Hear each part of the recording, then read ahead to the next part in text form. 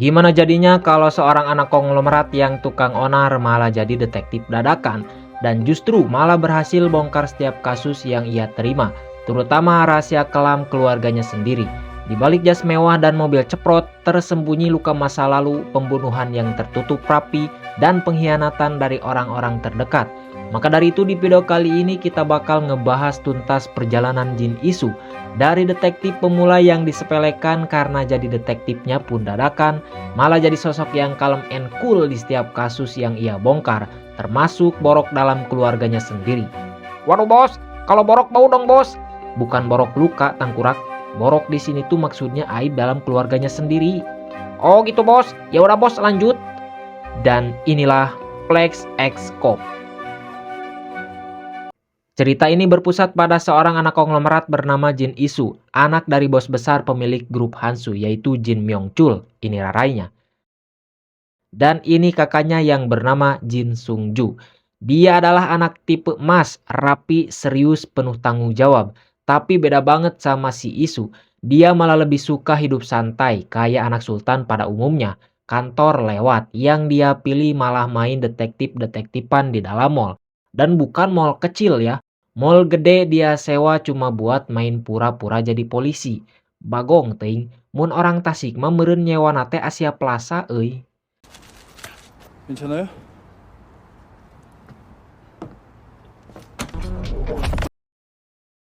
Nah, kerusakan ya pasti ada, tapi semua kekacauan itu dihandle sama sekretaris pribadi Isu yang bernama Choi Jung Hoon. Biar babari, kita panggil aja Pak Choi. Wah, enak dong bos kalau dipakai masak mie Pak Choi mah. Iya, gimana kamu aja lah sarceng, tong kagok tajeng daun cau sekalian pakai masak mie. Intinya Pak Choi ini yang udah kayak manajer pemain sepak bola, selalu ada di belakang layar Jin Isu, baik suka maupun duka. Sementara itu di sisi dunia nyata bukan dunia pura-pura, detektif tim kepolisian divisi investigasi kekerasan Gangha lagi sibuk ngusut kasus besar. Ada perampokan disertai pembunuhan dan korban udah 3 orang. Tim ini dipimpin sama detektif Lee Gang Hyun, kita panggil aja Mbak Lee. Dan dengan 2 anggota utama detektif Baek Jun Yong, kita panggil aja Mang Arjun. Dan satu lagi detektif Cho Kyung Jin. Choi Kyung Jin, alah hararese ngaran Korea mah. Choi Kyung Jin. Pelakunya udah ditangkap dan setelah diinterogasi mereka mulai menyusun sketsa wajah rekannya pakai teknologi AI. Maklum, sekarang AI dipakai buat hal serius bos, bukan cuma buat ganti muka di TikTok.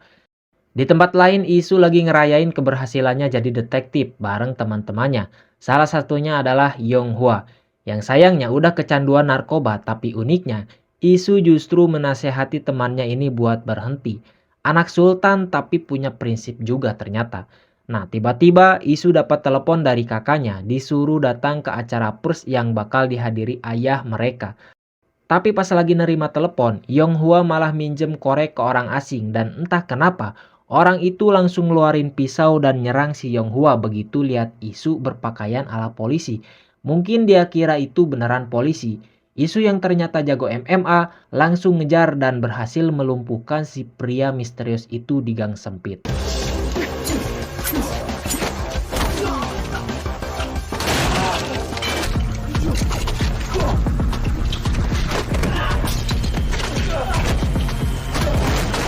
Nah, disinilah kesalahpahaman terjadi. Mbak Li yang lagi patroli di daerah itu ngeliat Isu dan langsung mikir mungkin nih orang anak berandalan. Udah gitu pakai baju polisi palsu. Akhirnya Isu ditangkap dan digiring ke kantor polisi. 특수폭행 현행범으로 체포한다. Sesampainya di sana, barulah mereka sadar yang mereka tangkap itu ternyata bukan orang sembarangan. Isu itu anak konglomerat dan juga selebgram. Bahkan detektif Kyung Jin pun sampai takjub pas lihat Jin Isu. Meski sadar udah salah tangkap, detektif Mbak Li tetap keras kepala. Dia curiga Isu menyalahgunakan kekuasaannya. Padahal Isu juga punya lisensi pengacara dan dia ngancem balik pakai pasal 125 KUHP. Tapi Mbak Li masih nganggep dia cuma anak manja yang doyan pesta, minum-minuman, dan narkoboy. Masalahnya, pisau yang dipakai pelaku tadi nggak ditemukan, dan Yonghua yang bisa jadi saksi malah diem 1000 bahasa karena takut kena kasus narkoba. Alhasil, Isu harus rela masuk sel bareng para pelanggar hukum lain. Padahal niatnya cuma main detektif-detektifan lalu nyelamatin temannya Yonghua yang diserang orang asing. Nah, tanpa sengaja informasi soal penangkapan Jin Isu nyampe ke kuping seorang jurnalis bernama Lee Gisyok. 조용히 좀 합시다. Besok paginya, tepat di momen penting, Pak Jeon Myung-chul, ayah Isu sekaligus bos besar grup Hansu, mengadakan konferensi pers untuk mengumumkan pencalonannya sebagai wali kota Seoul. Belum sempat preskon jalan mulus, reporter Gi tiba-tiba nembak pertanyaan tajam soal penangkapan putranya, si Isu. Bisa dibayangin dong, langsung panas kuping Pak Myung-chul itu. Beliau pun langsung ngeloyor ke kantor polisi, ke kantor polisi, marah-marah tanpa rem. Dan si Isu ibarat kata langsung dicoret dari kartu keluarga. Bahkan ayahnya bilang gak akan tanggung jawab atas masalah ini. Meski begitu, kakaknya Jin Sung-ju tetap berusaha nenangin ayah mereka dengan ngurus semuanya supaya situasinya nggak makin runyam. 내가 알아서 할 테니까 너무 걱정하지 말고. 응? Sementara itu, si Mbak Lee kembali ke lokasi kejadian buat ngecek ulang. Di sana, dia akhirnya nemu pisau yang sempat hilang. Dan makin mengejutkan lagi, korban yang ditusuk dan koma itu ternyata rekan pelaku pembunuhan. Yap, dia itu target mereka selama ini. Jadi secara nggak sengaja, Isu justru berhasil nangkep orang yang selama ini polisi cari. Kabar ini bikin pucat satu kantor polisi, terutama si Pak Hwang, ini bangetnya, pimpinan kepolisian. Beliau marah besar, gimana enggak, polisi gagal nangkep pelaku, malah orang luar yang sukses nangkep. Terus orang itu malah ditahan. Waduh, reputasi ambyar ini mah. Makanya mereka kepikiran buat nutupin kejadian sebenarnya demi melindungi citra instansi. Tapi fakta itu udah bocor ke Sungju, si kakak cerdas and kalem. Dia nyaranin solusi buat pura-pura aja Isu direkrut sebagai polisi. Biar kelihatan seakan-akan penangkapan itu emang bagian dari misi mereka.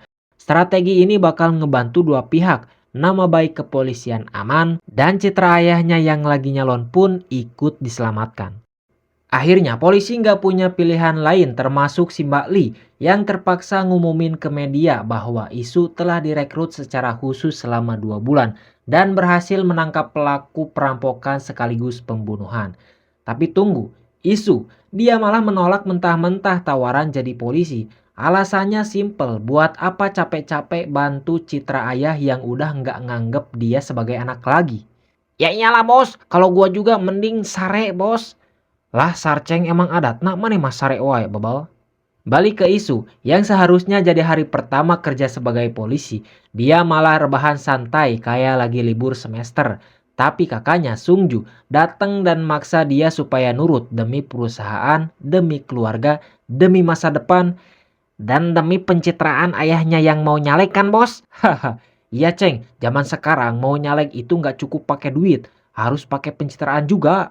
Karena Isu yang masih kekeh nggak mau, Sungju akhirnya mutusin buat ngumumin kebenaran di konferensi pers dan siap mengundurkan diri dari jabatannya sebagai wakil ketua grup Hansu.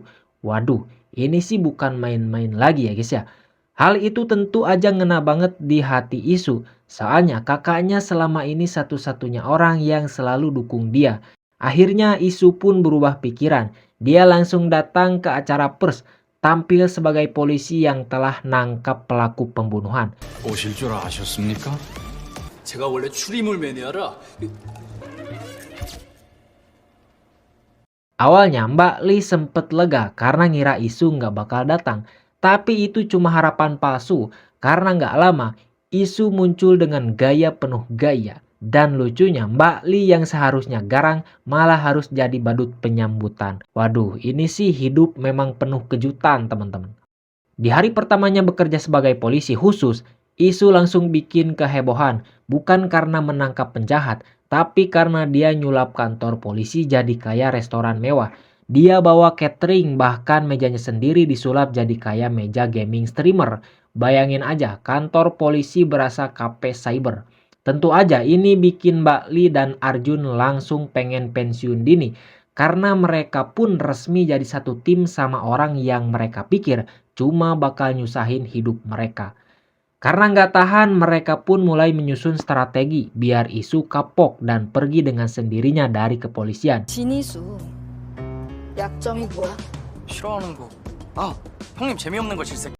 Yang pertama, dia disuruh nulis laporan kasus yang sebenarnya udah kelar. Jadi itu murni cuma buat nyesahin anak baru. 거기서 다 썼잖아요. 조용히 해라. Kyung Jin sampai geleng-geleng kepala ngerasa ini kayak perundungan terselubung. Tapi edannya, Isu malah minta bantuan ke kepala polisi yaitu Pak Hwang buat ngerjain nulis laporan yang benar, dan endingnya bukan Isu yang kena, malah Mbak Lee yang dipanggil ke ruangan pimpinan karena berani-beraninya dia ngerjain Isu yang anak konglomerat. Misi menjatuhkan pun gagal total. 레이디 퍼스트. 묻지 마. Rencana kedua, bantu tim lain cari kakek-kakek umur 76 tahun yang hilang. Metodenya jalan kaki muter-muter area sekitar. Tapi Isu nggak kehabisan akal. Dia upload aja info pencarian ke media sosialnya. Dan dalam waktu singkat, boom, kakeknya ketemu. Bahkan face-nya yang nemuin dikasih jam tangan pribadi Isu yang mewah sebagai hadiah. Waduh bos, Devina Karamoy pun pasti mau bos kalau dijodohin sama si Iso ini. Udah kaya, ganteng, selebgram pula. Ya iya tuh Sarceng, yang gak mau itu kalau dijodohin sama lu. Jangan gitu dong bos, Devina Karamoy itu pujaan hati gua bos. Hah, ngimpi tangkurak. Nah, belum selesai, muncul laporan ada mayat di dermaga. Mbak Lee suruh Isu pergi naik mobilnya sendiri. 너네 좋은 차 타고 와라. 강화 선착장 30분 안에 와라. 해보자는 거지?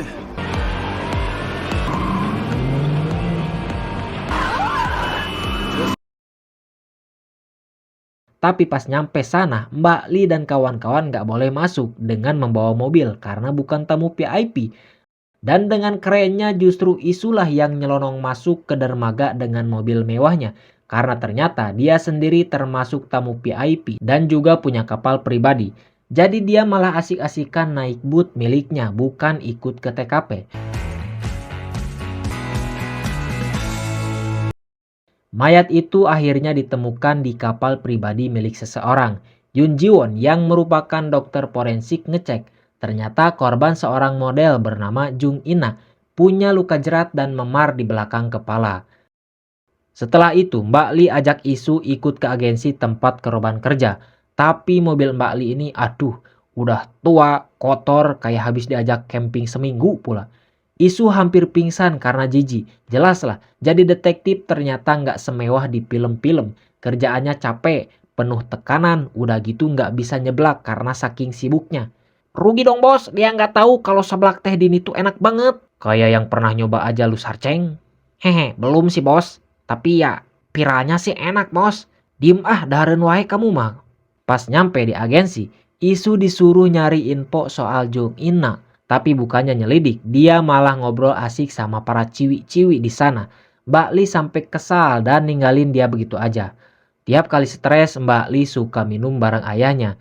Nah, kali ini stresnya double karena kasus berat dan karena Isu yang terlalu petakilan. Sementara itu, ibunya Mbak Lee yang bernama Go Mi-suk malah sibuk nyariin jodoh buat anaknya, tapi selalu ditolak.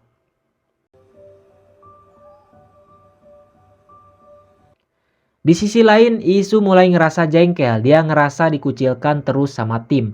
Kata Yonghwa, ini mirip banget kayak pas mereka sekolah dulu. Teman-temannya takut Isu bakalan nyuri perhatian lagi dengan nangkap pelaku. Tapi justru karena itulah, Isu jadi makin tertantang buat ngebuktiin kalau dia bisa jadi detektif sungguhan.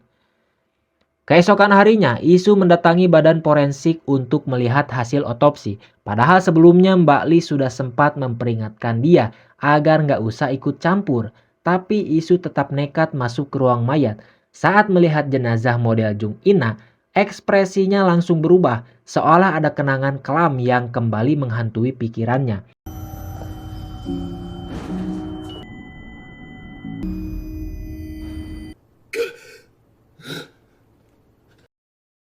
Dari hasil otopsi, terungkap bahwa Jung Ina diduga dicekik lalu dipukul di bagian kepala dan sempat ditenggelamkan di sungai. Bekas luka di kepala menunjukkan bahwa pelakunya itu kemungkinan besar adalah orang yang kidal. Di lengannya juga ditemukan memar. Rangkaian luka itu bikin Isu langsung menyusun potongan-potongan kejadian di kepalanya. Dia mulai mempertanyakan motif sang pelaku. Tapi ya seperti biasa, Mbak Li ngerasa Isu cuma banyak gaya dan terlalu lebay. Akhirnya Isu ngajak taruhan. Kalau gue gagal nangkep pelakunya, gue pergi. Tapi kalau berhasil, lo harus ngakuin gue sebagai polisi sejati. Katanya dengan percaya diri. Selain hasil otopsi, ditemukan juga beberapa barang bukti, plastik klip kosong bekas narkoboy jenis baru bernama bubuk LSD, jejak sepatu bot ukuran 280 mm, dan sidik jari di salah satu gelas di kapal. Dari rekaman CCTV, terlihat Jung Ina masuk bareng seorang pria, lalu keluar hanya beberapa menit kemudian, tapi hanya seorang diri. Dengan mudah, Isu mengenali pria itu, namanya Chon Tae-sung, anak bungsu dari pemilik grup media DN. Masalahnya sekarang Taesung nggak bisa dilacak. Tapi Isu melihat di media sosial, Taesung sempat nge-repost story sejam yang lalu. Isu langsung tancap gas ke lokasi yang dia kenali, yaitu tempat nongkrong elit. Untungnya dia memang anggota di sana, jadi bisa masuk tanpa hambatan dan langsung ketemu Taesung. Bakli nyusul tapi ditolak sama satpam. Dan akhirnya saat Isu mulai interogasi, dia malah diusir oleh para pengawal Taesung. Ya udah, mereka berdua akhirnya harus ngelawan satu batalion bodyguard elit. 싸움 잘한다네. 뮤탈밖에 못해.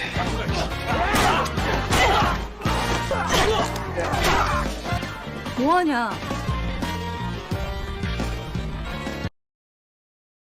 Dan ketika semua pengawal mulai kewalahan, Taesung kabur, lalu tersungkur. Dan ya, maaf, burung tanpa tulangnya pun sempat kelihatan. Burung apa yang dimaksud, bos? Yaitu burung samlehoi disenggol dikit langsung kejang-kejang. Di kantor polisi, Taesung mengaku bahwa dia dan Jong Ina hanya minum-minum di kapal.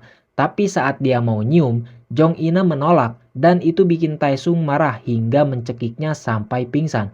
Lalu dia pergi begitu aja. Namun, keberadaan narkoboy membuatnya curiga bahwa itu adalah ulah kakaknya, Chon Tae-yung, yang diam-diam sering make obat itu di tengah malam. Ternyata benar, tak lama kemudian Tae-yung datang ke kantor polisi dan mereka berdua langsung ribut. Dan tiba-tiba dari bajunya pun jatuh sebuah narkoboy. Dan belum selesai, datanglah Tae-jun, saudara mereka yang beda ibu, ya bisa dibilang kakak tiri. Lalu datang lagi istri kedua ketua Chon muncul dengan emosi membara. Dialah ibu dari Taesung dan Taeyong. Belum selesai juga, datang lagi istri pertama ketua Chon dengan aura karismatik ala bos mafia yang merupakan ibu dari Taejun.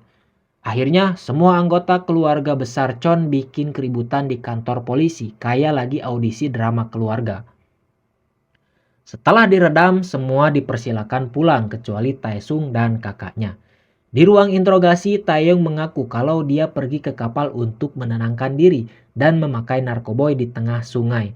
Tapi katanya, saat itu dia melihat sosok wanita misterius yang membuatnya panik dan dia melempar wanita itu ke sungai. Tapi penjelasan itu nggak masuk akal. Luka-luka yang ditemukan di tubuh Jong Ina menunjukkan ini jelas-jelas pembunuhan, bukan kecelakaan. Mereka menduga juga Taeyong pernah menyerang seseorang beberapa hari lalu saat dia pakai narkoboy. Dan kemudian gak inget apa-apa. Bakli langsung menyusun teori bahwa setelah melempar korban ke sungai, Taeyong memukulnya dengan benda tupul, lalu kabur tanpa mengingat apa yang terjadi. Tapi masih ada satu hal yang bikin semua penasaran. Kenapa di tempat kejadian gak ditemukan setetes darah pun? Di tengah semua kebingungan soal kasus pembunuhan Jong Ina, Isu mulai berspekulasi liar tapi logis. Menurutnya, kemungkinan besar pembunuhan itu nggak terjadi di kapal yang ditemukan sekarang, melainkan di kapal lain lalu jasanya dipindahkan. Soalnya, sebelumnya waktu Isu naik boot, dia sempat ngelihat ada goresan aneh di badan kapal yang lain. Dan benar aja, setelah Isu jelaskan teorinya, Mbak Li akhirnya mulai ngeh juga. Memar di tangan korban bisa jadi akibat proses mindahin jasad dari satu kapal ke kapal lain. Hasil forensik akhirnya keluar. Di situ terungkap bahwa sebelum kejadian, Jong Ina sempat bertemu dengan Taejun, putra tunggal dari istri pertama ketua Chon. Salah satu pelayan restoran juga memberikan kesaksian kalau mereka datang bareng. Tapi anehnya, Taejun pergi lebih dulu setelah ia minum. Sementara Jong Ina yang sempat ingin mengajarnya balik lagi ke dalam seolah mau mengambil sesuatu yang ketinggalan. Selain itu, Jong Ina juga sempat masuk ke ruangan ketua Chon, tapi yang ditemui itu bukan si ketua, melainkan istri pertamanya. Soalnya saat itu ketua Chon lagi pergi untuk urusan bisnis. Hal ini bikin Mbak Li curiga, ngapain Jong Ina repot-repot nyari ketua Chon. Ditambah lagi, kelihatan jelas ada sesuatu yang disembunyikan Taejun dan ibunya. Di sisi lain, Isu sudah menghubungi Pak Choi untuk menyelidiki lebih dalam soal keluarga pemilik DN Media ini. Begitu dapat info, Isu langsung tancap gas ke rumah sakit dengan gaya ninja amnesia. Dia nyelorong masuk kayak nggak ada pintu dan tiba-tiba, boom, nemu ruangan tempat Ketua Chon dirawat. Ternyata kondisi Ketua Chon sudah sangat kritis karena kanker stadium akhir. Semua ini sengaja ditutupi agar saham perusahaan nggak ambruk. Sementara itu, ketiga anaknya udah ribut duluan, kayak sinetron rebutan warisan. Dan ternyata plot twistnya sadis. Jong Ina ternyata adalah anak haram dari Ketua Chon. Dulu ibunya bekerja sebagai sekretaris di DN, lalu hamil dan resign setelah 6 bulan mengandung. Dari puh imah, jadi sekretaris nyelenung, jadi sekretaris hamil. Pokoknya mah rudet. Sebelum meninggal, sang ibu baru ngaku ke Jong Ina soal siapa ayah kandungnya. Tujuan Jong Ina ngedeketin keluarga Chon ternyata buat dapetin sampel DNA agar bisa buktiin kebenaran itu.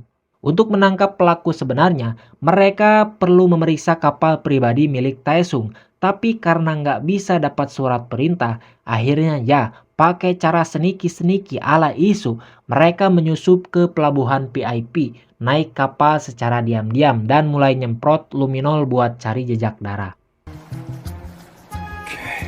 천장? 엄청나네.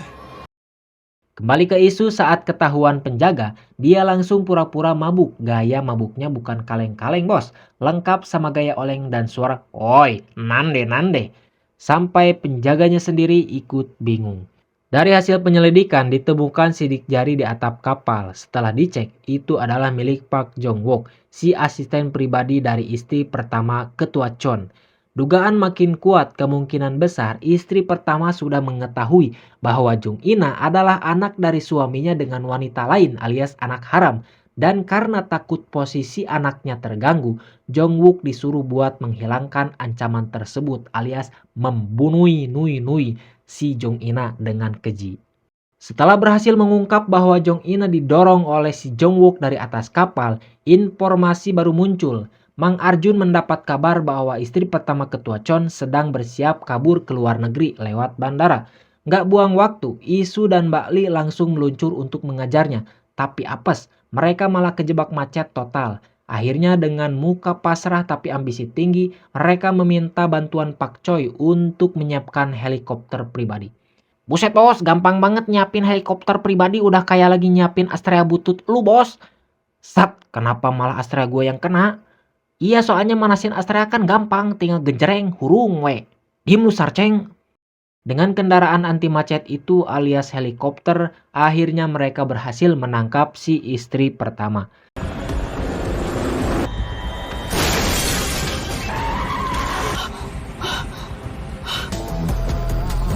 Setelah diinterogasi, wanita itu mengakui semua perbuatannya dengan gampang.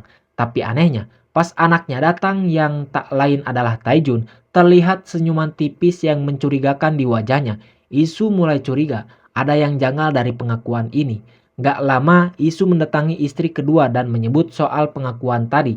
Reaksi kaget yang tak bisa disembunyikan memperkuat dugaan. Sepertinya istri pertama itu cuma menanggung kesalahan demi melindungi anak kandungnya. Demi memastikan itu, Isu meminta hasil penyadapan dari istri kedua, bukti kuat yang bisa menjungkir balikan keadaan. Jadi sementara itu di kantor polisi Mbak Li diminta untuk menahan Taejun selama mungkin. Tujuannya cuma satu, agar Isu bisa datang tepat waktu dengan bukti lengkap dan konkret. 왜 이렇게 늦게 와? 느낌 모르죠? 딱 맞췄구만. 그냥 죽여서 태영이 요트에 올려놓으세요. Usaha itu pun berhasil. Taejun akhirnya ditangkap atas tuduhan pembunuhan Jong Ina. Dengan begitu, taruhan yang selama ini dijalani Iso pun dimenangkan. Tapi tentu saja kemenangan itu bikin Mbak Li sedikit kesal walaupun tetap harus terima kenyataan. 삐졌나? 아이, 삐졌네. Sementara itu kita dibawa flashback ke masa lalu yang cukup kelam. Hubungan Isu dengan ibu tirinya, Jo Huija, kita panggil aja Bu Haja, ternyata sangat buruk. Sejak awal kedatangan ke rumah itu, Bu Haja udah bersikap dingin, bahkan bisa dibilang galak, kayak kepala asrama militer. Tapi beda dengan Sungju, saudara tirinya, dia justru bersikap ramah dan sering ngajak Isu bermain bareng. Sejak saat itulah mereka jadi akrab meski lahir dari rahim yang berbeda. Di sisi lain, Jong Ina yang ternyata hanyalah seorang sebatang kara, tak ada satupun yang hadir dalam pemakamannya. Isu pun datang sendirian, memberi penghormatan terakhir dan memastikan pemakamannya berjalan dengan layak. Aksi itu membuat Mbak Li terpukul, kadang dunia itu memang kejam. Uang dan jabatan bisa diperebutkan, tapi nyawa tetap tak ternilai. Satu nyawa hilang, satu masa depan ikut hancur. Setelah kasus selesai, nama Isu kembali jadi headline. Belum sempat rehat, ia mendapat undangan sebagai tamu VIP di pameran seni milik Yongjae. Seorang seniman terkenal, tapi begitu sampai di lokasi, suasananya justru mencekam. Mayat sang seniman ditemukan terbujur kaku. Dengan sigap, Isu meminta agar semua pintu ditutup. Ia yakin pembunuhnya masih ada di antara mereka. Kasus itu pun segera dikabarkan kepada Mbak Li. Setelah diperiksa, kematian Yongjae diperkirakan sudah terjadi lebih dari 10 jam yang lalu. Terlihat jelas dari kondisi mayat yang sudah mulai kaku dan muncul bintik ungu. Sayangnya Isu tak menyadari tanda-tanda itu lebih awal. Akhirnya seluruh pengunjung diperbolehkan pulang, tentu saja setelah menyerahkan nomor ponsel mereka masing-masing. Salah satu yang diperiksa kesaksiannya adalah Do Jun, asisten pribadi dari Yongjae. Ia mengaku sangat terkejut atas kejadian ini. Do Jun pun bercerita bahwa malam sebelumnya ia pulang lebih awal setelah menyiapkan pameran bersama sang seniman. Besok paginya ia kembali ke galeri setelah sempat mengalami kecelakaan dalam perjalanan dan baru tiba sekitar pukul 10. Mbak Li terus mencecar Do Jun dengan pertanyaan, sementara Isu memainkan peran sebagai penyelidik tenang yang seolah-olah jadi polisi baik agar dia tidak terlalu terkekang. Direktur galeri juga memberikan informasi tambahan. Katanya Yongjae memang dikenal punya banyak musuh karena sifatnya yang temperamental. Tapi kesaksian ini bertolak belakang dengan pengakuan Do Jun yang menyebut bosnya itu sangat baik dan gak pernah berselisih dengan siapapun. Lalu muncul kesaksian dari petugas kebersihan, Bu Li namanya. Beberapa hari sebelum kejadian, dia menerangkan ada seseorang wanita misterius yang masuk ke ruang kerja Yongjae dan merusak lukisan utamanya dengan cat merah. Anehnya, wanita itu dibiarkan pergi begitu aja, padahal itu adalah lukisan andalan si seniman. Dan yang lebih mencengangkan lagi, jasad Yongjae sendiri ditemukan dalam kondisi dilumuri cat merah, mirip dengan insiden perusakan lukisan sebelumnya. Seolah ada pesan simbolik yang ingin disampaikan atau mungkin dendam pribadi yang tertuang lewat warna itu. Sayangnya saat mencoba mencari jejak pembunuh, CCTV di galeri malah sedang diganti. Ya, pas banget momen penting malah blackout bukti. Jadinya nggak ada petunjuk yang bisa ditarik dari sana. Kabar kematian seniman Yong pun langsung disampaikan ke istrinya. Tapi anehnya, bukannya sedih atau shock, si istri justru terlihat lega. Katanya itu artinya dia nggak perlu repot-repot ngurus cerai lagi. Malah mengaku kalau semalam dia pergi bareng pacarnya sampai jam 2 pagi. Jujur aja, ini vibes-nya agak mencurigakan ya guys ya. Istri durhaka memang. Melihat kondisi itu, Isu mulai sadar kalau ini bukan kasus yang sederhana. Ada 4 orang yang bisa jadi tersangka. Yang pertama si asisten Do Jun, yang kedua manajer galeri, dan yang ketiga sang istri, lalu yang keempat wanita misterius yang sempat menyiram lukisan dengan cat merah. Di tengah keruwetan kasus, Isu memutuskan buat pindah ke rumah lamanya, rumah masa kecil yang dulu ia tinggali bersama ibunya sebelum beliau meninggal akibat kecelakaan. Tiba-tiba datang tamu tak terduga, Bu Goh Misuk, kepala desa setempat. Ternyata dia adalah ibunya Lee Gang Hyun alias Mbak Li. Yap, dunia sempit banget. Rumah lama Isu ternyata berada tepat di seberang rumah Mbak Li. Esok paginya, 2 orang ini yang tadinya rival malah kaget karena saling bertemu di depan rumah. Kebetulan mobil tuanya Mbak Li mogok dan Isu pun menawarkan tumpangan. Bukan karena cinta, tapi lebih ke ya udahlah daripada lempang kan situ nanti capek. Mereka lalu pergi menemui Dojun untuk melihat langsung lukisan yang sudah disiram cat. Dari sebuah rekaman, terlihat seorang wanita memakai syal menyiram lukisan itu sambil histeris. Dojun mengenal wanita itu, Bu Gyong, ibunya mantan murid seni yang pernah belajar di bawah bimbingan seniman Yong. Kematian sang seniman membuat Bu Gyong yakin bahwa ini hukuman dari Tuhan. Dulu putrinya adalah anak seni berbakat, belajar di akademi ternama. Yong awalnya diminta jadi pembimbing, tapi bukannya membimbing, dia malah menjiplak karya anak itu.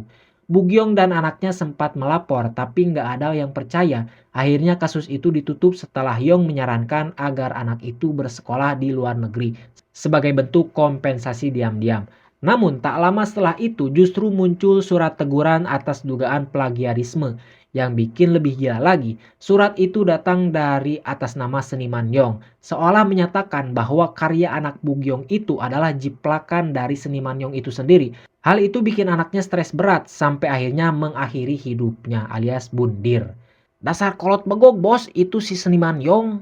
Iya ceng, pantesnya diwawalan karedok leunca orang kayak gitu mah. Karedok leunca mah enak dong bos.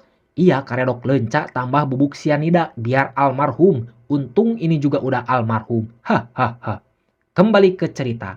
Beberapa waktu lalu, Bu Gyong melihat nama Yong makin tenar di dunia seni.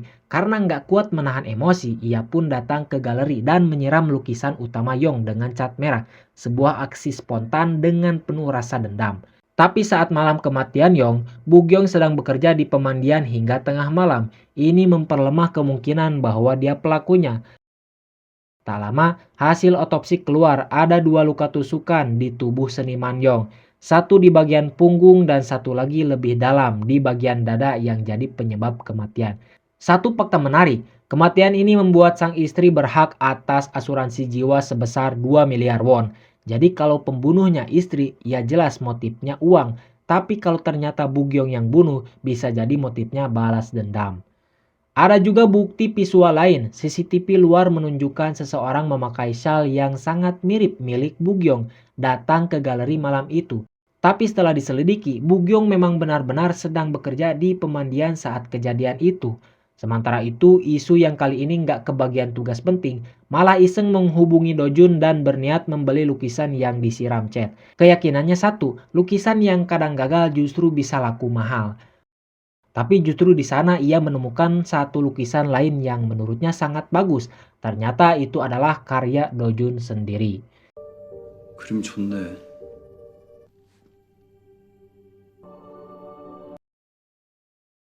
Saat kembali ke rumah, Isu mengalami teror dari seekor tikus. Panik bukan main, sampai-sampai manggil Mbak Li buat bantu.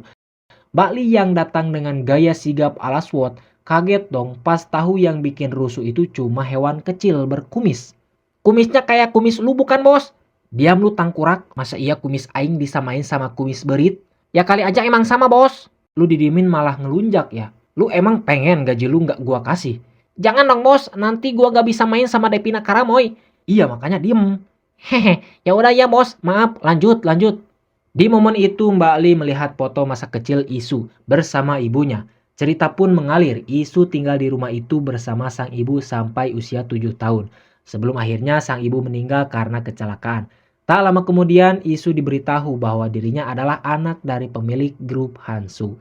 Cerita tragis yang bikin Mbak Li makin bisa memahami sisi lain dari pria penuh misteris ini. Keesokan harinya, istri seniman Yong dan kekasihnya didatangkan untuk diinterogasi di ruang terpisah. Ternyata si kekasih tengah membangun bisnis besar dan sedang butuh uang. Sang istri pun mengaku kekasihnya sempat minta uang sebesar 2 miliar won. Tapi ia bersikeras bahwa dirinya bukan pembunuhnya. Ia justru menuduh Dojun sebagai orang yang paling punya motif. Karena Dojun sendiri sudah seperti budak seni selama bertahun-tahun. Setiap dia dapat beasiswa selalu dipatahkan oleh seniman Yong. Motif dendam dari segala arah pun bermunculan. Di sisi lain, Isu yang baru saja membawa pulang lukisan dari Dojun kaget saat mendapati permukaannya terkelupas akibat terjatuh. Merasa ada yang janggal. Ia memeriksanya dengan sinar X, hasilnya mencengangkan. Di balik lukisan itu ternyata tersembunyi karya lain, lukisan lama yang ditimpa. Tak tinggal diam, Isu langsung menemui Dojun dan mengungkap temuannya. Mendengar hal itu, Dojun panik bukan main. Ia kehilangan kendali dan memukul Isu karena ia tahu bahwa rahasia besar yang disimpannya selama ini telah terbongkar oleh Isu. 노 작가님 그림 밑에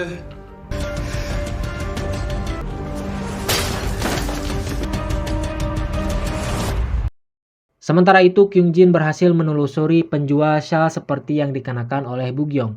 Dari sana, ia mendapat informasi mengejutkan. Dojun pernah membeli syal yang sama beberapa hari sebelumnya. Artinya, ada seseorang yang menyamar menjadi Bugyong dan menyusup ke galeri malam itu. Bali segera mengarahkan pencarian ke keberadaan Dojun, sedangkan Isu yang perlahan sadar dari pingsannya mulai menanyai alasan dibalik semua ini. Dojun akhirnya mengungkap masa lalunya yang pahit. Nasibnya tak beda jauh dari Putri Bugyong. 10 tahun lalu, ia dipaksa membuat lukisan untuk seniman Yong. Dojun pun diam-diam menyembunyikan tanda tangannya di setiap karyanya sebagai bukti batin bahwa itu adalah miliknya. Tapi semua itu hanya membuat nama Yong semakin melambung, sementara dirinya tenggelam dalam bayang-bayang.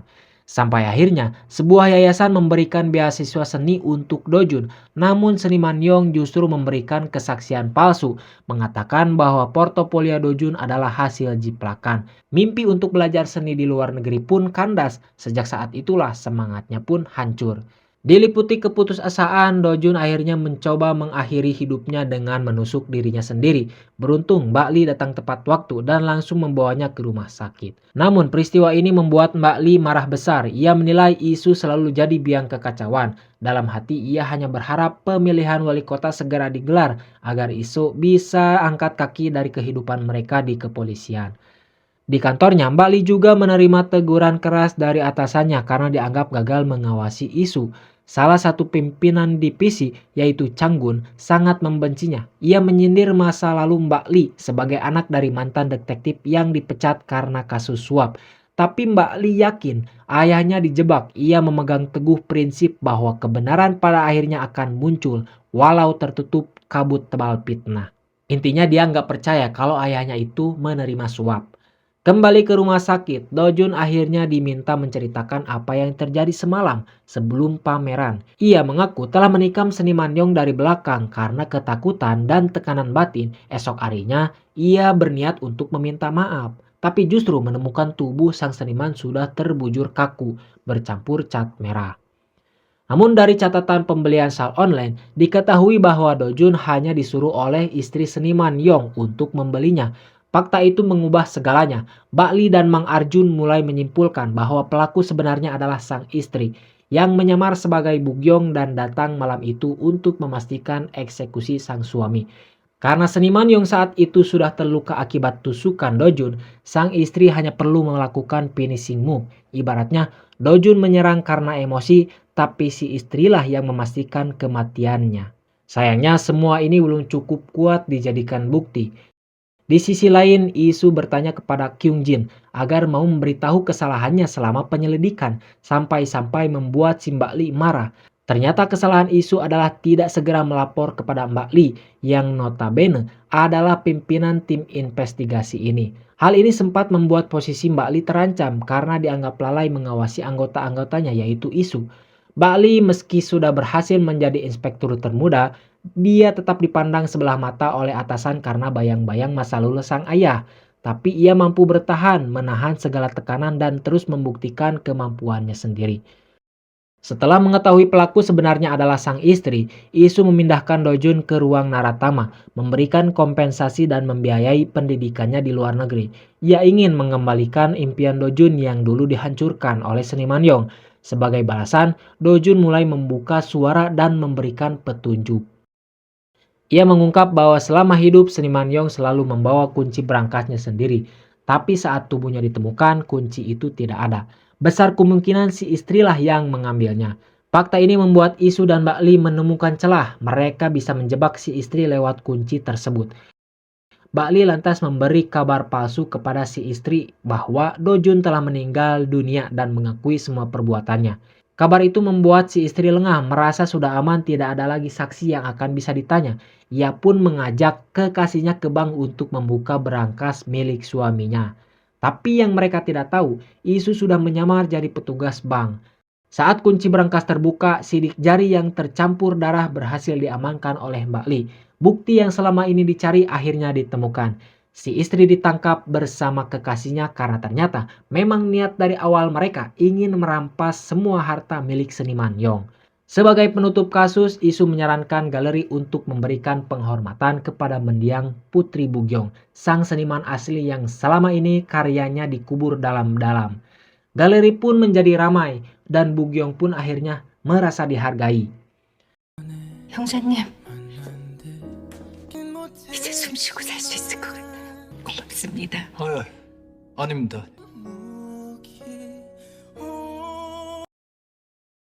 Dan cerita pun tamat, ending yang sangat melukiskan. Bos Baok, ceritanya masih panjang, belum tamat. Abisnya kalau dilanjutin cerita kasus-kasus yang akan datang makin seru, Ceng. Ya udah makanya lanjut, gue masih penasaran bukannya tamat. Ya udah, kita lanjut, guys. Keberhasilan Isu menyelesaikan kasus besar ini membuat namanya kembali diperbincangkan. Bahkan pamor ayahnya Pak Myongchul naik drastis menjelang pemilihan wali kota.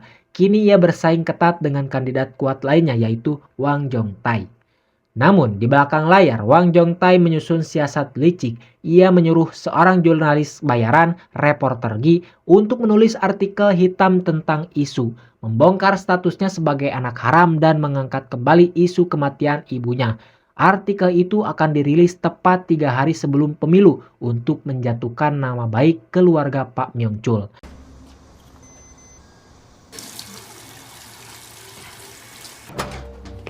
아 깜짝이야.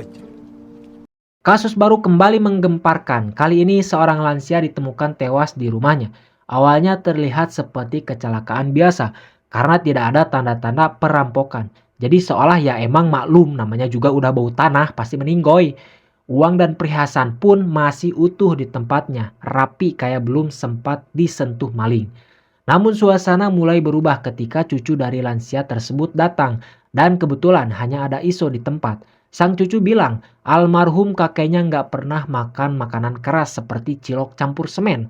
Dan yang lebih aneh lagi, katanya cap naga warisan keluarga juga ikut hilang. Nah loh, ini bukan main-main lagi teman-teman. Cap naga ini bukan stempel biasa, tapi simbol kekaisaran zaman dinasti Joseon. Isu langsung curiga, ini pasti pembunuhan yang terselubung. Tapi ya namanya juga Isu, dugaannya langsung ditertawakan oleh tim. Mereka nganggap bilangnya cap naga itu cuma hal sepele, gak mungkin pembunuhan.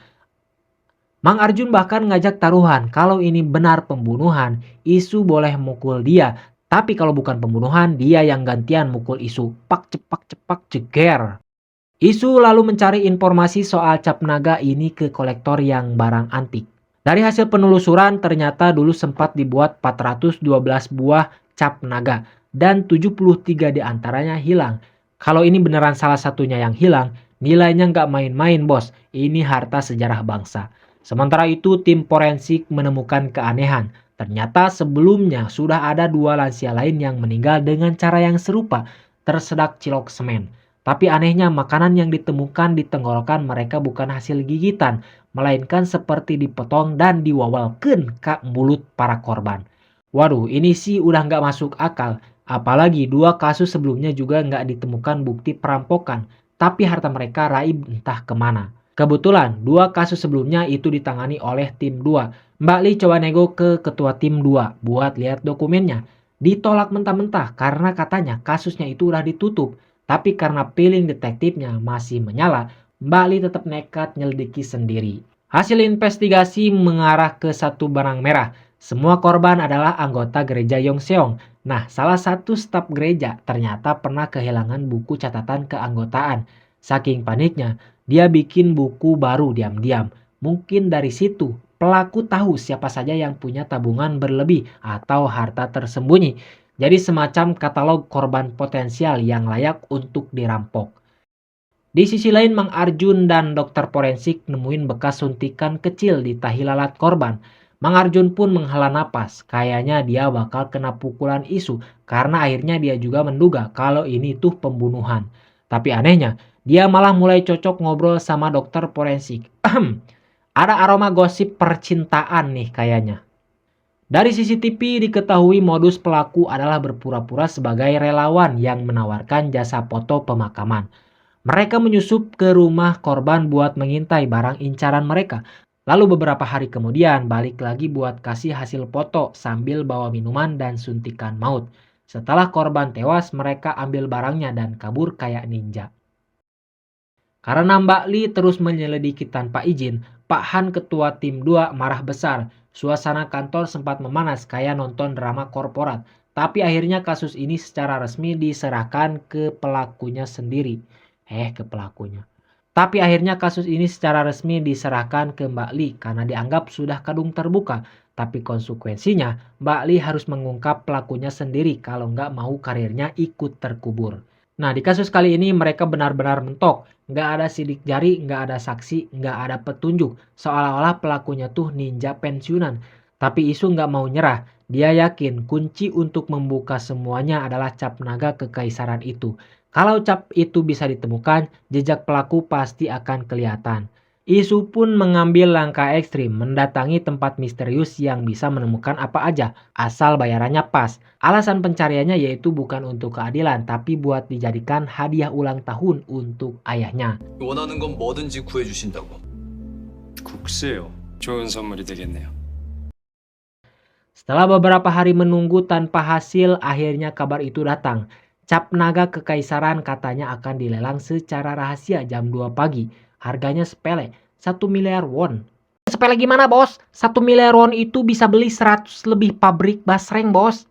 Ya namanya juga anak konglomerat ceng, jadi itu masih sepele. Nah, berhubung pembayaran lelang harus pakai cash, Mbak Ali sempat ragu karena di jam segitu mana ada bank yang buka dan bisa cairin uang 1 miliar won. Tapi buat Isu mah beda. Namanya juga anak sultan, tinggal ngeluarin kartu, presidir banknya sendiri yang nganterin duit ke tangan dia. Uang miliaran itu kemudian dipasang alat pelacak dan mereka menuju ke lokasi lelang, yaitu klub malam. Karena suasana serius bisa bikin tegang dan kaku, Isu ngajarin Mbak Li nari dulu biar penyamarannya nggak kentara. Bayangkan aja ya, 2 penyelidik yang satu nari kaku, yang satu lagi kesangan. Sampai di dalam Mang Arjun pun kebagian peran sebagai anak buah pembawa uang. Dan tentu saja Isu memanfaatkan kesempatan itu buat nyuruh-nyuruh Mang Arjun seenaknya. Biar aja ya guys ya, namanya juga sekali-kali mempang-mempeng. Saat transaksi berjalan, alat pelacak mulai bergerak. Mereka langsung siap-siap buat nangkep pelaku. Sayangnya, pelacak itu ternyata sudah dibuang. Rupanya si pelaku nyadar waktu mindahin duit dan pelacaknya dilempar ke pick up tukang sayur. Kecewa jelas, tapi Isu nggak kehilangan akal. Dari pengakuan pengelola lelang, sistemnya anonim. Pembeli dan penjual nggak pernah tahu identitas masing-masing.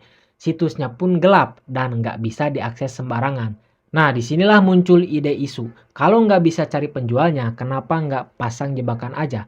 Mereka bakal pura-pura jadi pembeli dan lagi cari barang mewah. Dan pelaku tinggal nyamber buat nyariin barang mewah yang diinginkan para pelanggan. Tapi tentu jebakan itu butuh umpan dan butuh orang tua yang minimal jago bela diri dalam keadaan bahaya. Mbak Li langsung keinget ayahnya, Pak Li, mantan detektif legendaris yang pernah bikin dunia kriminal ngos-ngosan.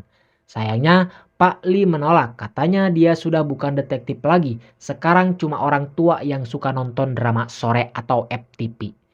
Di sisi lain, Isu balik lagi ke pengelola situs gelap buat kirim permintaan pencarian cap naga dan bahkan naikin hadiahnya jadi 2 miliar won. Iming-iming itu langsung disambar pelaku, tapi orang yang mau dijadikan umpan belum ada karena Pak Li menolak. Akhirnya dengan lantang Mbak Li bilang kalau dia selalu saja gagal dalam misi membongkar kasus pembunuhan. Akhirnya ucapan itu terdengar Pak Li karena merasa harga dirinya tersentuh, anaknya begitu pasrah. Akhirnya dia setuju buat dijadikan umpan. Isu pun mulai merancang skenario liburan gratis dan bikin ilusi bahwa ibunya Mbak Li yaitu Bu Misok akan mendapat hadiah liburan dari perusahaan asuransi grup Hansu agar misi penangkapan pembunuhan yang akan dilakukan di rumah Mbak Li itu bisa berjalan lancar. Bu Misuk senang banget soalnya sejak kecil impiannya emang pengen liburan, tapi dulu hari liburnya malah sering disuruh buat gegeruh piring sama mamahnya. 여보 이게 무슨 일이야? 이모랑 가면 되겠다 이모. 미진이랑 가야겠다.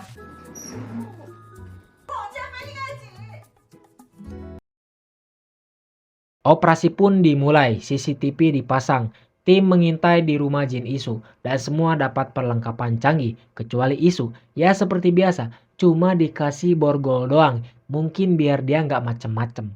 Beberapa waktu kemudian pelaku muncul juga. Mereka pakai modus yang sama, datang sebagai relawan foto pemakaman, lalu ngasih minuman dan makanan ke Pak Li. Dan saat Pak Li pura-pura pingsan, pelaku siap menyuntikkan racun, tapi detik-detik terakhir Mbak Li datang nyelamatin. Ternyata posisi Pak Li malah jadi sandra, situasi mulai gawat.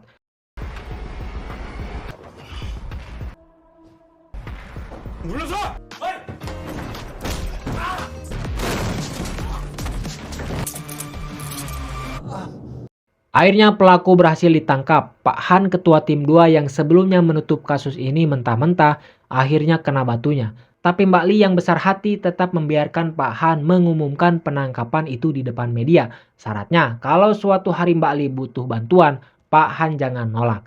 Di sisi lain, isu yang tadinya dianggap pengacau mulai diterima sebagai bagian dari tim. Walau Mang Arjun ya masih dongkol juga sih. Tapi pelan-pelan mereka kelihatan kalau mereka itu bisa bekerja bareng. Sesampainya di rumah, ayah Isu Pak Myong Chul sudah menunggu. Tapi anehnya beliau tiba-tiba menyuruh Isu pindah dari rumah itu. Seolah-olah ada kenangan buruk yang selama ini dikubur rapat-rapat.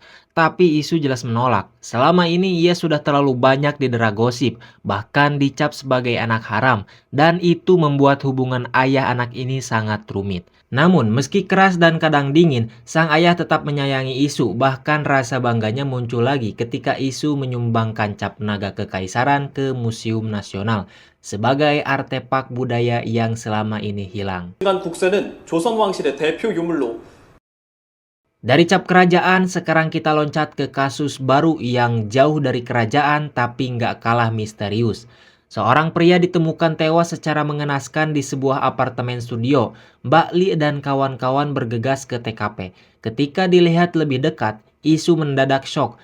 Pria itu adalah CEO SW Shop, Choi Seon-woo, orang yang dulu sempat jadi sampul majalah Korea Business Magazine. Pertanyaannya, kenapa Seon-woo meninggal di kantor lamanya, padahal ia sudah sukses dan punya perusahaan raksasa, yaitu grup unicorn? Kabar kematian Seon-woo pun sampai ke istrinya. Sang istri menjelaskan kalau Seon-woo belakangan ini stres berat. Perusahaannya sedang berantakan sampai-sampai dia nggak bisa tidur dan harus jalani psikoterapi. Tapi yang bikin bingung, sebelum meninggal Seon-woo sempat bilang bahwa ada orang yang ingin membunuhnya. Jadi, ini bunuh diri atau dibunuh sebenarnya? Hasil otopsi bikin semua makin aneh. Penyebab kematiannya adalah dehidrasi. Loh, padahal di TKP ada botol air minum. Masa iya orang mati kehausan padahal di sampingnya banyak air minum? Jiwon, ahli forensik yang sudah 8 tahun kerja, bilang ini kasus paling absurd selama dia bekerja. Isu dan Mbak Li pun mulai menyelidiki lebih jauh. Sementara itu, mereka berhasil menemukan orang terakhir yang bertemu Seon-woo, yaitu psikiater Seo Yu-kyung. Rumah sakit tempatnya kerja bukan kaleng-kaleng, mewah banget. Kayak hotel bintang 5 yang datang pun cuma orang kelas atas. 금액에 대해 묻지 않으시는 분들이 오십니다. Mbak Li dan Isu pun datang untuk tanya-tanya, tapi dokter Seo bilang dia nggak bisa bocorin data pasien. Secara proporsional itu emang bagus, tapi secara feeling Isu sudah menaruh curiga. Dokter Seo menjelaskan bahwa kematian akibat dehidrasi itu bisa terjadi. Gejalanya bisa bikin orang pingsan, kejang, hingga tewas. Jadi secara medis nggak ada yang mencurigakan. Tetapi tetap saja Isu mencatat namanya di daftar kecurigaan. Beberapa hari kemudian mobil milik Seon-woo ditemukan di tepi jalan. Dari rekaman dashboard terlihat Seon-woo turun dalam keadaan panik. Ada juga cuplikan pertengkarannya dengan seseorang yaitu yang bernama Cho. Cho ini tuh kepala tim manajemen di perusahaannya sendiri. Ternyata perusahaan Seon-woo sedang terancam bangkrut karena dia nekat investasi di dunia kripto. Tapi sayang nilainya jatuh. Alih-alih bantu, Cho malah memeras Seon-woo, mengancam akan membocorkan segalanya. Di sisi lain, Mang Arjun dan Kyung Jin pun mendatangi rumah Cho, tapi sayangnya mereka malah menemukan jasad Cho sudah membusuk. Dan di dalam rumah itu ada uang tunai sebanyak 2 miliar won. Bau busuk yang sangat menyengat bikin Isu harus pakai masker khusus. Jiwon menjelaskan kalau kematiannya disebabkan oleh tusukan pisau yang sangat tajam dan presisi. Sepertinya dikerjakan oleh orang yang jelas-jelas profesional. Perkiraan waktu kematian pun sekitar Sabtu minggu yang lalu. 죽은 지 일주일 정도 됐어. Nah pertanyaannya, apakah Seon-woo yang membunuh Cho? Mungkin karena ditekan dan diperas, Seon-woo marah lalu membunuh Cho. Tapi dihantui rasa bersalah sampai akhirnya meninggal dehidrasi. Tapi teori itu langsung rontok karena uang 2 miliar wonnya pun gak diambil sama Seon-woo. Dari tas berisi uang itu ditemukan sidik jari wanita bernama Hong Eun-na. Kita panggil aja Neng Una. Putri milik perusahaan MK dan ternyata mantan pacar Isu. Ya, kisah ini makin rumit karena Neng Una ini punya karakter pemarah dan emosional. Bahkan dulu Isu pernah ditampar di tengah umum pas minta putus. Sebuah kenangan yang ya cukup membekas di pipi dan di hati. 나 홍은아야! 뭐 이딴 새끼가 다 있어 이씨! 네가 차면 되겠다. Dikarenakan Neng Una ini mantan pacar Isu, akhirnya Isu diminta untuk menemui Una demi mendapatkan kesaksian. Una mengaku bahwa dirinya sempat datang ke psikiater karena gugup akan menikah. Tapi saat itulah Cho memanfaatkan kesempatan. Ia mengancam Neng Una agar menyerahkan uang atau pernikahannya akan hancur. Dan kebetulan psikiater yang dia datangi adalah Dr. Seo. 어떻게 알았어? 네가 죽였네. Kepada Mbak Lee, Isu pun menceritakan semuanya yang dia dapat. Mereka menyadari bahwa sistem keamanan rumah sakit milik Dr. Seo ternyata dibuat oleh perusahaan Seon-woo. Dan kemungkinan besar Cho mencuri data pasien dari sana untuk mencari target pemerasan. Tapi kebersamaan Isu dan Mbak Lee di depan rumah keburu ketahuan Bu Misuk. Ujung-ujungnya Isu malah diajak makan malam bareng keluarga Mbak Lee. Meskipun masakan sang ibu super asin kayak air laut dan hulu peda, tapi buat Isu itu momen yang sangat penting, rasa rumah yang selama ini sangat ia rindukan. Namun dibalik semua itu, Isu sering mengalami mimpi aneh. Ia terjebak di ruangan kosong dan hanya ada satu lukisan di sana. Lukisan seorang wanita yang tenggelam di dalam air. Mimpi itu sangat membekas, membingungkan dan sangat terasa nyata. Keesokan harinya, Isu dan Mbak Lee kembali menemui Dr. Seo untuk menyampaikan kalau Cho terbukti mengambil data pasien dari rumah sakit. Data yang kemudian ia gunakan untuk memeras. Tapi Dr. Seo bersikukuh, dia tidak bisa membocorkan apapun tanpa surat perintah. Profesional meski mencurigakan. Dalam kesempatan itu, Isu pun bertanya soal mimpi yang terus mengganggunya. Dr. Seo menjawab tenang. Katanya, itu pesan dari alam bawah sadar. Mungkin ada sesuatu yang ingin disampaikan oleh dirimu sendiri. Jawaban itu makin membuat Isu gelisah. Tak lama kemudian, Dr. Seo menghubungi Pak Myung-chul, ayahnya Isu, dan dia memberitahukan apa yang telah Isu mimpikan. Dan dia bilang itu pertanda bahwa ingatannya akan segera pulih. Loh, ternyata Dr. Seo ini saling kenal sama Pak Jin Myung-chul. Dan lalu sebenarnya, apa yang selama ini disembunyikan Pak Myung-chul dari Isu? Sementara itu, hasil forensik menyatakan antara Cho dan Seon-woo ternyata hanyalah pion. Mereka berdua sering membicarakan satu hal, USB. Isu langsung sadar, untuk memecahkan misteri ini mungkin mereka harus menemukan USB tersebut. Saat tiba di tempat kejadian, Isu mendapati seseorang yang hendak merusak bukti.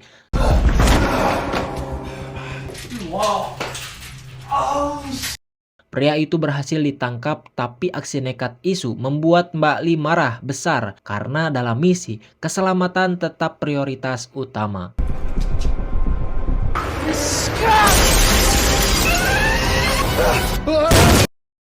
Ya iyalah bos, kalau bukan drama, loncat dari gedung setinggi itu udah pasti ambien bos. Bukan ambien sat, tapi usus buntu. Di sisi lain, Bu Misuk bertemu dengan wartawan Iclik. Heh, apaan itu bos? Iclik bos? Waduh, maaf Ceng. Maksudnya ini wartawan licik. Aduh, ini salah skripnya ini. Sorry. Jadi maksudnya itu adalah reporter Gi. Dia sedang menyelidiki keluarga Isu, termasuk soal kematian ibunya yang dulu diduga bunuh diri. Mbak Li segera mencari tahu dan menemukan fakta bahwa kasus itu ditangani oleh ayahnya sendiri yaitu Pak Li. Ibu Isu ditemukan tewas di kamar mandi karena overdosis obat tidur akibat depresi. Kasusnya ditutup sebagai bunuh diri. Tapi yang bikin mengerikan, Isu tidak mengingatnya sama sekali. Dalam ingatannya, sang ibu hanya meninggal karena kecelakaan. 어떻게 돌아가셨는데? 교통사고? Nah, orang yang sebelumnya ditangkap Isu ternyata adalah Kim Do-young, pencuri profesional yang biasa disewa orang-orang kaya untuk menyelesaikan masalah. Dicurigai, seseorang menyuruh Do-young untuk masuk ke rumah Cho dan mencari USB. Ketika ponsel Do-young berdering, Isu segera masuk ke ruang interogasi, berpura-pura menjadi Do-young dan menerima panggilan itu. Dari situ, dia mendapatkan informasi tentang lokasi pertemuan dengan si penyuruh. Jadi, Iso pun menyamar menjadi Do-young dan datang ke lokasi bersama Kyung Jin. Tapi, yang disamperin ternyata malah mobil pasangan mesum. Nah, itu mungkin bos yang mau iclik bos. Bukan tadi. Aduh, salah-salah si bos mah. Iya, udah diem Sarceng. Kamu masih kecil, jangan mesum. Biar kita sensor aja. Nah, singkat cerita akhirnya Isu berhasil bertemu langsung dengan orang yang menyuruh Kim Do-young. Dia ternyata adalah kandidat calon wali kota yaitu Wang Jong-tae. Interogasi pun dimulai ketika Isu berkata, kami sudah menemukan USB-nya. Spontan Wang Jong-tae panik, ia mengaku telah diancam dan menyerahkan uang agar isi USB itu tidak tersebar. Tapi begitu ia ditangkap, atasan mereka langsung marah dan membebaskan Wang Jong-tae begitu saja. Kyung Jin pun menyelidiki lebih dalam, ternyata Wang Jong-tae sedang berada di Busan saat Cho meninggal, artinya bukan dia pelakunya. 누군지 알아내려면 USB를 찾아야 돼. Saat sampai di rumah, Mbak Li akhirnya bicara pada ayahnya. Ia ingin tahu lebih banyak soal kematian Ibu Isu. Sang ayah pun bercerita, saat itu Ibu Isu depresi berat dan mengakhiri hidupnya di kamar mandi. Di sampingnya ternyata ditemukan Isu kecil dalam kondisi sangat terguncang, sampai-sampai dia tidak bisa bicara. Karena trauma itulah, Pak Li melarang siapapun termasuk Mbak Li untuk terlalu dekat dengan Isu. Menurutnya orang dengan trauma dalam sangat mungkin mengalami keretakan mental dan suatu hari bisa runtuh. Nah, hari itu adalah hari peringatan kematian ibunya. Isu datang ke tempat abu sang ibu, mengenakan seragam polisi. Ia ingin membuat sang ibu bangga dan dia menunjukkan bahwa kini hidupnya jauh lebih kuat.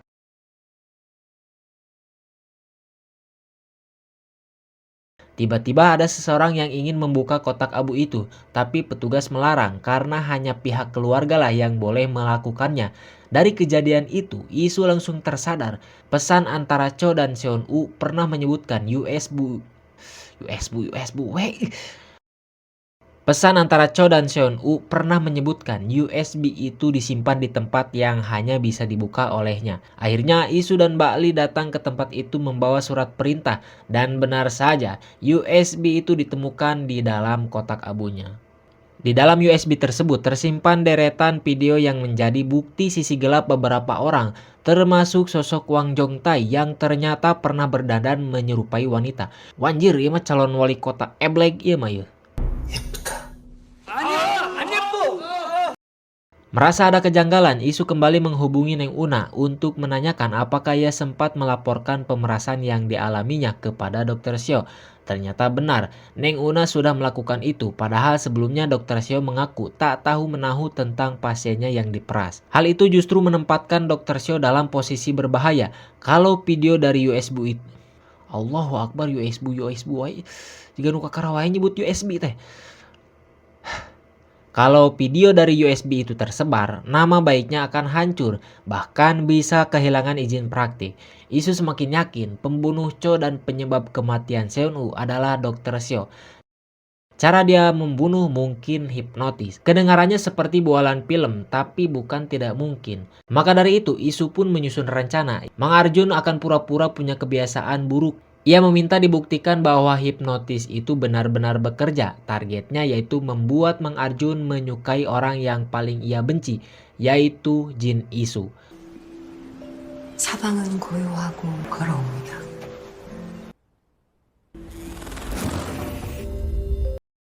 Awalnya tidak terjadi apa-apa, tapi begitu Mang Arjun melihat Isu setelah sesi hipnotis, reaksinya berubah total. Ia jadi perhatian, bahkan lebay. Semuanya terekam dan makin memperkuat dugaan Isu bahwa Dr. Seo itu sang penghipnotis.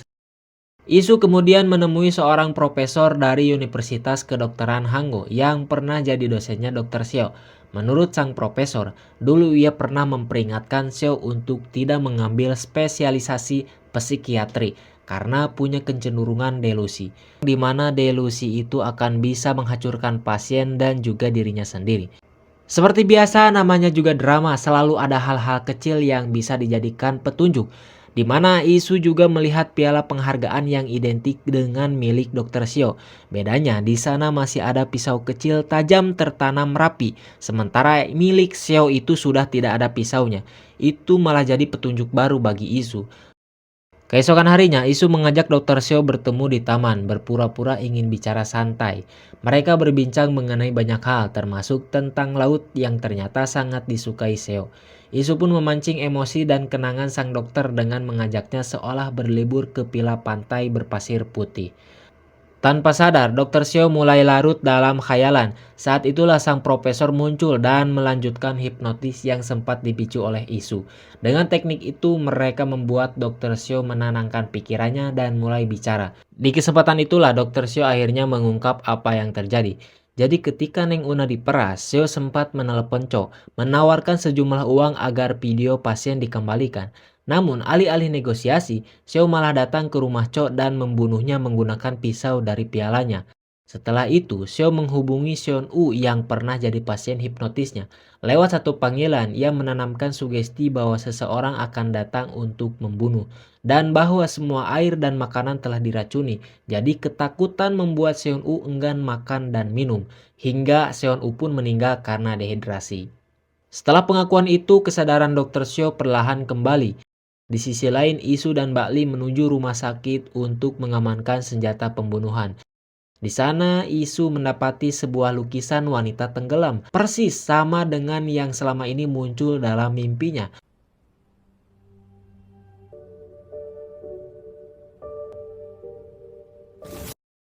Namun, belum selesai di situ, Mbak Li menerima peringatan dari Dr. Seo. Ia memperingatkan bahwa Isu adalah bom waktu, berbahaya bagi dirinya sendiri maupun orang lain. Pernyataan itu pun menggoyahkan keyakinan Mbak Li. Ia bahkan menulis surat resmi untuk mengkaji ulang posisi Isu di kepolisian agar segera diberhentikan. Tapi semuanya berubah saat Isu memutuskan menghancurkan video memalukan Wang Jongtai. Padahal video itu bisa dimanfaatkan untuk kampanye ayahnya di pemilihan wali kota. 내가 잃어버린 걸로 할게. 반하겠다. 조심해라. 나 경찰이야. Sikap Isu itulah membuat Mbak Li kagum dan mengurungkan niatnya menyerahkan surat tersebut. Sementara itu, Dr. Seo mencoba menghubungi Pak Myong Chul, namun panggilannya diabaikan. Lalu ia menyadari, di saat sulit semua orang menjauh. Ia merasa marah dan kecewa hingga akhirnya meminta bertemu langsung dengan Isu. Saat itulah Seo mengungkapkan bahwa lukisan wanita tenggelam yang muncul dalam mimpi Isu adalah hasil karya Dr. Seo. Trauma itu terlalu besar untuk diingat seorang anak kecil.